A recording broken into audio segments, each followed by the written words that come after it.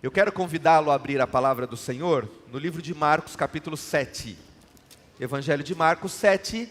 Abra a Bíblia, abra a sua Bíblia agora, que nós possamos ver aqui então uma história em que basearemos a nossa palavra neste momento. Marcos capítulo 7, começando pelo verso número 1, eu quero que você me acompanhe ao ler uma grande porção da palavra de Deus. Nós vamos ler do capítulo 1, do capítulo 7, verso 1, até o verso de número 13. A Bíblia diz assim então: Ora, reuniram-se a Jesus os fariseus e alguns escribas, vindo de Jerusalém. E vendo que alguns dos discípulos dele comiam pão com as mãos impuras, isto é, por lavar, pois os fariseus e todos os judeus, observando a tradição dos anciãos, não comem sem lavar cuidadosamente as mãos, quando voltam da praça, não comem sem se aspergirem, e há muitas outras coisas que receberam para observar com a lavagem de copos, jarros e vasos de metal e camas. Interpelaram-no os fariseus e os escribas: porque não andam os teus discípulos de conformidade com a tradição dos anciãos, mas comem com as mãos por lavar?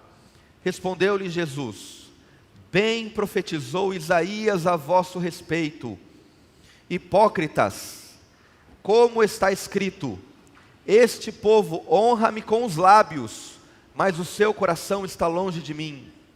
E em vão me adoram, ensinando doutrinas que são preceitos de homens, negligenciando o mandamento de Deus. Guardais a tradição dos homens, e disse-lhes ainda: jeitosamente rejeitais o preceito de Deus para guardares a vossa própria tradição. Pois Moisés disse: honra o teu pai e a tua mãe, e quem maldisser a seu pai e sua mãe, seja punido de morte. Vós, porém, dizeis: se um homem disser a seu pai e sua mãe, aquilo que poderias aproveitar de mim é corbã, isto é, oferta para o Senhor, então o dispensais a fazer qualquer coisa em favor de seu pai e sua mãe, invalidando a palavra de Deus pela vossa própria tradição que vós mesmos transmitistes, e fazeis muitas outras coisas semelhantes. Parem um pouquinho. Jesus está falando aqui de um embate que ele tinha com os fariseus por uma questão de tradição. E ele usa então o exemplo do mandamento de Deus, e este corbã, antes de entrar no tema, era uma oferta que era dado. Então Jesus estava falando que o mandamento dizia que a gente precisava honrar o pai e mãe, e cuidar do pai e mãe dessa maneira, e em contrapartida, os homens pegavam e, entre aspas, consagravam o seu dinheiro, para que esse dinheiro não fosse aos seus pais. E Jesus os chama de hipócritas, porque eles seguem a lei dos homens e não a lei de Deus. Queridos amigos, eu acredito que a palavra do Senhor nesta manhã nos incomodará de alguma maneira, pessoal e direta. Pelo menos eu me sinto incomodado ao ter que falar essas palavras a vocês nesta manhã, mas elas se fazem necessárias. Elas se fazem necessárias porque nós temos vivido um momento em que religião e religiosidade têm sido tratadas de uma maneira pejorativa. Não apenas no meio científico, não apenas no meio sociológico, como já era esperado, mas também no meio cristão. A gente percebe muitos pregadores do Evangelho, pessoas que assumem púlpitos de igrejas cristãs em muitos lugares, dizendo abertamente a questão de serem cristãos e não serem religiosos, porque a religiosidade mata. A religiosidade vai de encontro à palavra de Deus. A religiosidade confronta quem é o Senhor.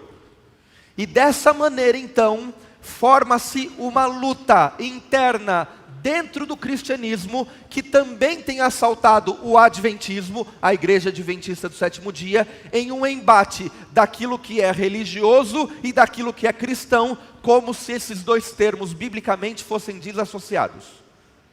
Como se eles não tivessem uma coerência dentro daquilo que Deus apresentou. E nessa manhã, nós falaremos deste problema. E eu digo para vocês que este problema encontra um lugar, uma guarida, no comportamento cristão dos últimos tempos também. E quando digo últimos tempos, eu não estou dizendo dos últimos anos, mas pelo menos de uma era em que o protestantismo cresceu para combater um mal, que era a falácia contra a Bíblia, era contra os argumentos da Bíblia, mas agora ele então começa a criar algo que também é danoso para a Bíblia. O que seria isso? Hoje nós vemos, e eu ouço muito sobre isso, a tradição protestante. Tradição protestante que às vezes, ao ter uma leitura da Bíblia, ela interpreta de acordo com esta visão. É a tradição calvinista, é a tradição arminiana, e depois isso foi sendo passado também para as denominações. É a tradição batista, é a tradição metodista, é a tradição luterana, é a tradição presbiteriana. E nós também gozamos, como uma igreja com mais de 150 anos de expressão, não de formação completa, mas de expressão, nós também expressamos uma tradição de o que é ser adventista. E amigos queridos, eu queria trazer para vocês esses 3 problemas, apenas 3 situações que podem ir a favor ou podem corroborar conosco, nos tornando aquilo que os fariseus eram. Com a gente, ao invés de ir à palavra de Deus, tornando também aquilo que nós temos como algo central da nossa fé. Eu vou falar as 3 aqui para vocês. A primeira delas é eu vou falar as 3 e depois eu explico um pouquinho sobre cada uma delas. A primeira, de fato, é a questão do tradicionalismo. A segunda é a questão do institucionalismo. E a terceira é a questão da salvação pelo comportamento contra a culpa que nós temos. Qual que é o problema de você ter uma religião baseada nessas 3 coisas? Uma religião baseada no tradicionalismo, ela não apenas assume que você tem uma herança cristã, que você tem uma herança bíblica, que você teve pais e pioneiros de uma igreja que trouxeram e formaram o seu pensamento religioso, mas ela coloca a sua tradição, esta maneira de viver, pelo menos em pé de igualdade àquilo que está escrito na Bíblia. E assim como os fariseus faziam, outros elementos são colocados na palavra de Deus, ou melhor, outros elementos são cobrados das pessoas para que elas possam congregar nesse ambiente religioso. Isso é tradicionalismo. A Bíblia fala sobre modéstia. Nós falamos que tipo de roupa as pessoas devem usar. A Bíblia fala sobre adoração verdadeira. Nós falamos que tipo de música nós devemos ouvir. A Bíblia fala sobre a maneira que nós devemos comer, e nós colocamos isso de uma maneira e um peso, da mesma forma a nossa tradição, como também aqui está escrito em Levítico capítulo 11. Quando nós encaramos dessa forma, e a pessoa precisa trazer mais passos para que ela possa se tornar um cristão, e no nosso caso, um adventista do sétimo dia, nós estamos fazendo com que esta tradição, ela tenha peso exatamente igual àquilo que temos na Bíblia. Somos diferentes, amigos. Nós fazemos parte de uma igreja mundial. Esta igreja, ela tem expressões que são diferentes em lugares diferentes. Viemos de famílias diferentes, e Deus nos chama diferentes como somos, para congregarmos como um só povo. A segunda questão que eu disse aqui, é a questão do institucionalismo. O que é isso? Eu começo a olhar para a estrutura da igreja, para a estrutura física, estrutura organizacional, estrutura de programas, e entender que a salvação e o estilo de vida da igreja passa por sua estrutura. Como é que isso acontece na prática? Na prática, eu dependo de um programa ou de um departamento da igreja para cumprir a missão do Senhor. Na prática, eu brigo para ter um cargo na igreja, eu brigo para ser proeminente em alguma coisa que será votado na igreja. Na prática, eu espero e falo em relação a ser um pastor que faz parte de uma instituição, e eu agora começo a olhar para aquilo que a instituição precisa, e não mais para aquilo que o evangelho precisa. E nós politizamos a vida da igreja. E quando nós politizamos a vida da igreja, nós começamos a olhar muito mais para as mãos que não estão lavadas do que para a comida que precisa alimentar. Terceiro lugar, a salvação pelo comportamento. Eu espero de você um comportamento. Em primeiro lugar, eu considero que você é um culpado, você é um pecador, e eu espero de você um comportamento que vá condizer com esta fé. E a partir do momento em que eu espero este comportamento, se você não tiver este tipo de ação, você não está salvo. E nós limitamos isso, da mesma maneira que era limitada na época de Jesus. O problema dos fariseus não era não amar a Deus. O problema é que eles colocaram a adoração do Senhor nos mandamentos menores dos seus livros de prática, para evitar quebrar os mandamentos de Deus. Só que com isso, eles estavam quebrando a essência do mandamento de Deus, que é um relacionamento direto com o Senhor. O Senhor não espera que você faça coisas, o Senhor espera que você se relacione com Ele. Antes do Senhor falar os 10 mandamentos que Jesus acaba de citar aqui no texto que lemos, antes de tudo, Ele diz: eu sou o Senhor que te tirei da terra do Egito. O Senhor espera relacionamento antes do tradicionalismo, antes do institucionalismo, antes da salvação pelo comportamento. Só que a gente entra num problema aqui, amigos. E o problema é que estes movimentos que têm falado contra este padrão de igreja tradicional, eles vêm não apenas com uma base sólida bíblica e da vontade de Deus, não é uma renovação, não é uma reforma necessária a ser feita com as bases na palavra de Deus, mas vem de movimentos sociais, vem do socialismo, vem de fontes acadêmicas, e nós queremos agora aplicar para a religião um comportamento ou uma maneira de ver o mundo da forma que é vista por aí. Só para se ter uma ideia, o pai do socialismo, Karl Marx, ele fala que a religião é o ópio do povo. Você já viu a expressão de um dos maiores filósofos da pós-modernidade, chamado Nietzsche, quando ele fala sobre a morte de Deus? E quando ele vai explicar a morte de Deus, ele não está falando do ser divino e transcendental que as pessoas se relacionam, ele está falando da morte do relacionamento tradicional com Deus. É assim que Deus morre. Porque Deus era adorado de uma maneira e agora Ele não será adorado mais. E aí a gente bebe dessas fontes para dizer que o tradicionalismo, o institucionalismo, a salvação pelo comportamento são os problemas. E se você faz parte de uma igreja que passa por tudo isso, você está errado. E a resposta disso, ao se pensar em reflexões apenas ilusivas dessa forma, não é uma resposta bíblica. Você quer ver? Eu vou trazer 3 pensamentos do comportamento moderno que respondem aos 3 comportamentos que eu disse anteriormente, para lhe mostrar como tem sido isso hoje.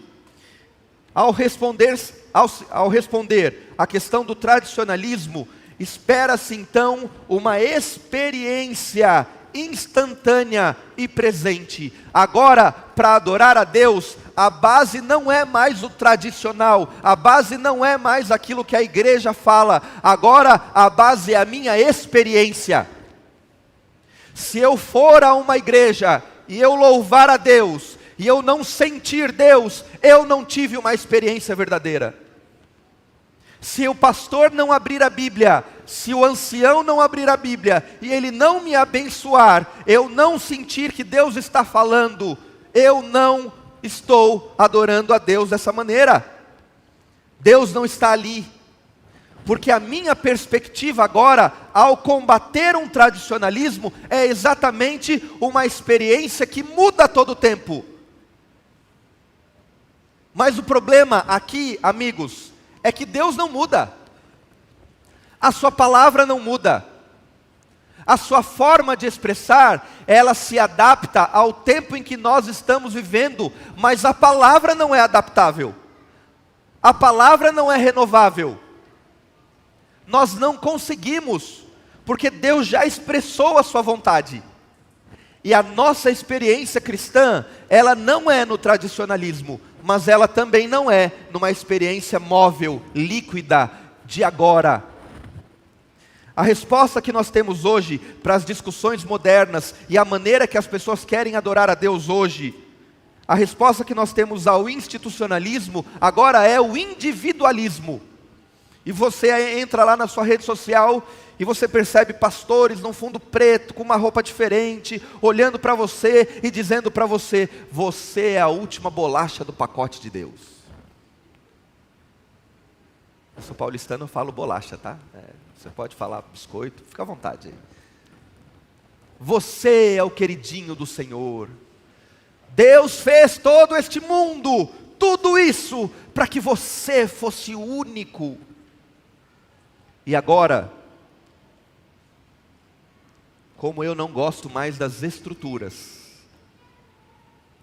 como eu não gosto mais de programa, como eu vou de encontro a qualquer tipo de institucionalismo, a experiência religiosa, o crivo para esta experiência sou eu.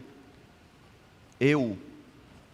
A partir daquilo que eu tenho, a partir daquilo que eu sou, então, a experiência vai se dar, vai ser. Em último lugar, a resposta para a salvação do comportamento desta geração, desta maneira de se expressar e de adorar a Deus, é um Deus que não culpa nunca. É um Deus que não aponta pecados. É um Deus que respeita qualquer tipo de escolha, e não apenas respeita, mas também acolhe qualquer tipo de escolha. E você pode fazer o que você quiser, você pode ser o que você quiser, você pode expressar-se da maneira que você quiser, você pode escolher o gênero que você quiser, você pode fazer o que você quiser com o seu dinheiro, você pode fazer o que você quiser com a sua sexualidade, você pode fazer o que você quiser com o que você quiser, e Deus vai lhe aceitar. Porque este padrão é um sentimento de culpa que coloca, e o comportamento que você tem que ter. E eu prometi, amigos, que de alguma maneira, talvez no primeiro momento ou no segundo, Deus incomodaria você. Sabe por quê? Porque os dois comportamentos são chamados por Deus de comportamentos humanos e não divinos. Deus não espera que você meça as pessoas pela régua do seu comportamento. Assim como Deus não espera que você possa viver qualquer coisa da sua vida e isso receber uma chancela de divino. Deus não espera que você coloque toda a sua ficha, tudo aquilo que você tem, na salvação pelas obras que a igreja vai fazer, nas pessoas que estão liderando a igreja. E Ele também não espera que você tenha uma maneira de se expressar religiosamente sozinho. E principalmente, queridos amigos, Deus não espera uma guerra no meio religioso. O que nós temos visto aí são polaridades, são dois lados que lutam um contra o outro, porque se fulano fizer isso, isso é pecado, olha só o que Ellen White disse, olha só o que a Bíblia disse. E aí o outro aponta o dedo para o outro e diz assim: está vendo? Isso daqui também não tem base bíblica, você está fazendo porque é sua tradição. E nós brigamos entre nós. E amigos queridos, qualquer guerra que nós somos atacados externamente, nós nos unimos e fortalecemos. Mas qualquer guerra que nós somos chamados a guerrear com os nossos próximos, nós já a perdemos. O Senhor espera que você, nos últimos dias deste mundo, se una com a igreja dele. E sim, Ele tem uma igreja verdadeira. E sim, Ele está aqui. Apocalipse capítulo 14, versos 6 e 7, nós lemos esse texto várias vezes, quando a palavra de Deus diz que há uma adoração verdadeira, e esta adoração não é necessariamente a maneira que nós fazemos, mas é a maneira que está na Bíblia. Por isso, amigos, eu termino a minha fala aqui, querendo propor 3 coisas que a igreja precisa fazer hoje. Querendo propor 3 coisas que precisam nortear a sua vida cristã. Querendo propor aqui o que a Bíblia está falando. Em primeiro lugar, venha comigo para 1 Coríntios capítulo 4, verso 6. 1 Coríntios, capítulo 4, verso 6. A segunda parte, eu vou ler ele todo, mas a segunda parte é o que eu gostaria que você tivesse claramente em sua vida. A Bíblia diz o seguinte: estas coisas, irmãos, 1 Coríntios 4, 6.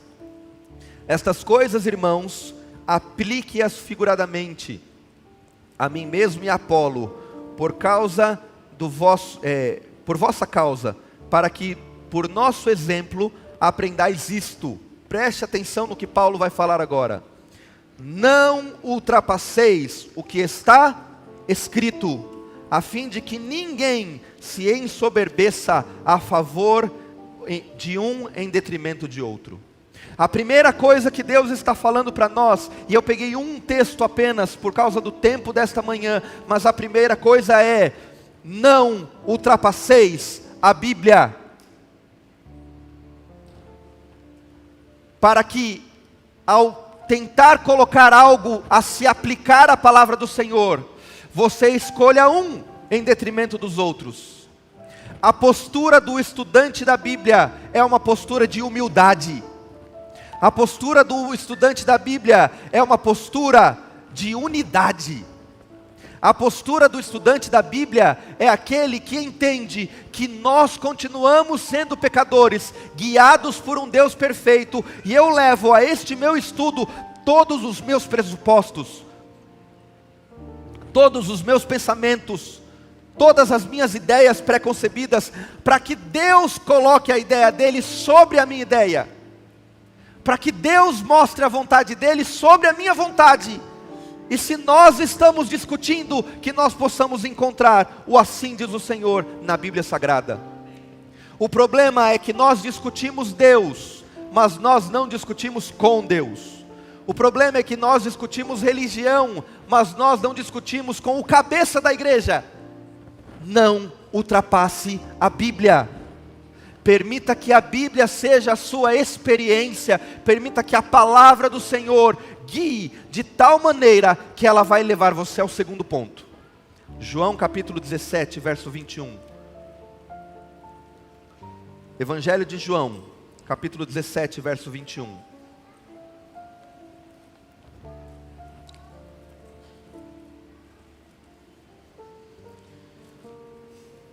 Vou ler o 20 também, tá bom? João 17, 20 e 21, a Bíblia diz o seguinte: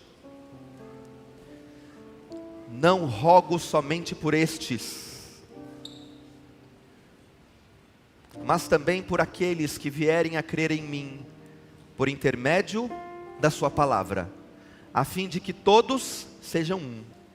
E como és tu, ó Pai, em mim e eu em ti, também sejam eles em nós, para que o mundo creia que tu me enviaste.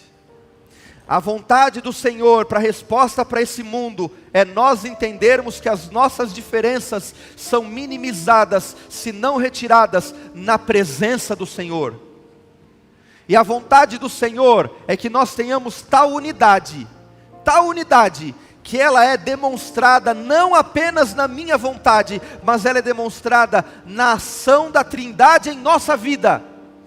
Eles serão um, eles serão uma unidade tão forte como eu e o Senhor somos um.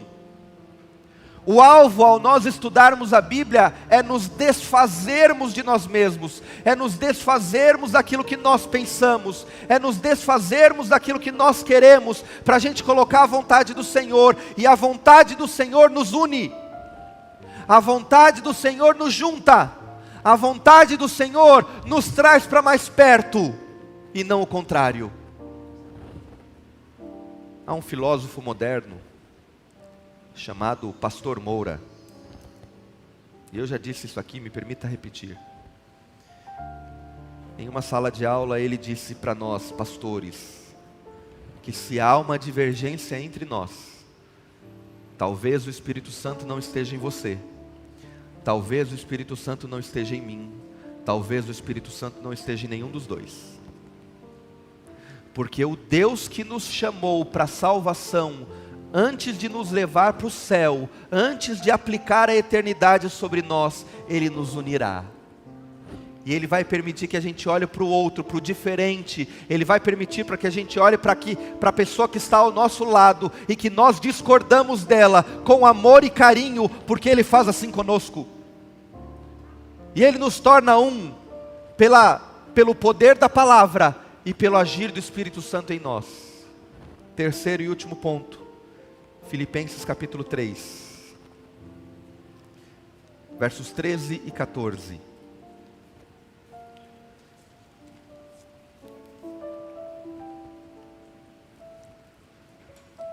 Filipenses capítulo 3, verso 13 e 14. A Bíblia diz o seguinte: irmãos, quanto a mim, não julgo havê-la alcançado, mas uma coisa faço, esquecendo-me das coisas que para trás ficam, e avançando para as que diante de mim estão, prossigo para o alvo, para o prêmio da soberana vocação de Deus, em Cristo Jesus. Irmãos, eu não sou perfeito, diz Paulo, mas eu quero que você saiba de uma coisa: eu esqueço daquilo que passou até agora, eu esqueço das minhas vitórias, eu esqueço dos meus gostos, dos meus desejos, eu me esqueço daquilo que está atrás de mim, e eu prossigo, porque o prêmio de Deus não está no passado, o prêmio de Deus não está nas discussões, o prêmio de Deus está em Cristo Jesus. A soberana vocação está em olhar para Cristo, olhar para o Senhor, e prosseguir em sua missão. O grande problema, quando qualquer instituição, seja religiosa, política, econômica, o grande problema é que quando ela volta para si, ela perde o sentido do propósito que ela foi criada. E o nosso propósito foi ser o último mensageiro deste mundo. Enquanto debatemos se nós estamos certos e os outros estão errados, nós esquecemos de cumprir o propósito de Deus.